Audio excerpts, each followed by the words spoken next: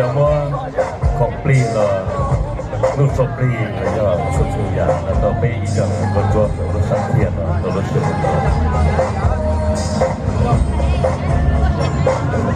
เจ้าต่อไปเนาะนี่ก็เป็น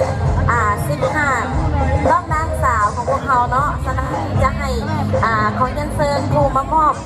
เมนทานนางเยี่ยเท่าเนาะ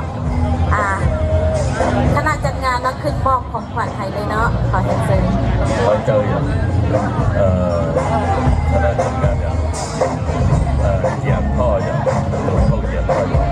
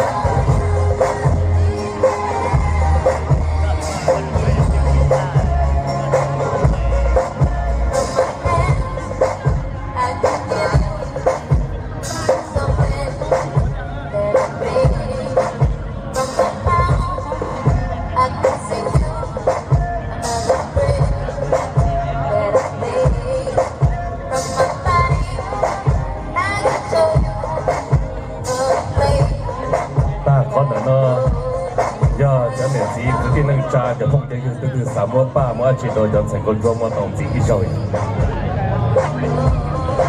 เจ้าจักหน่อยเนาะ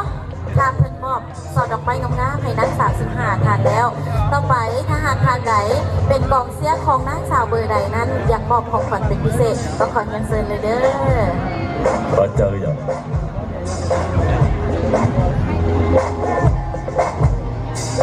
เจ้าขอเงินเซินมามอบได้เลยเนาะเอาประธานมาทั้งกลางได้ท้ายผมได้หนึ่งเนาะเซิน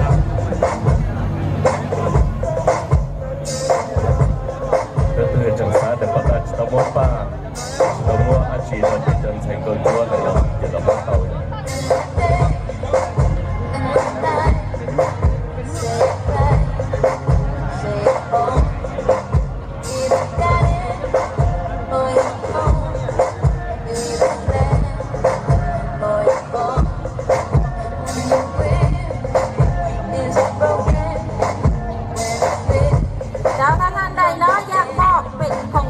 หรือว่าอยากให้มาไล่น้ำใจต่างๆเนาะก็ขอเชิญขึ้นมามอบได้เลยเด้อขาดเสียกล่องเสียของแต่ละทางเนาะขอเชิญเลยเนาะพวกเขาให้โอกาสเต็มที่เลยเนาะ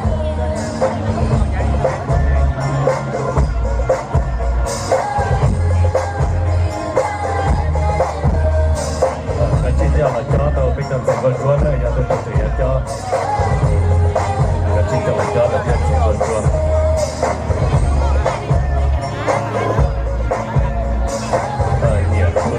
đầu tư con tàu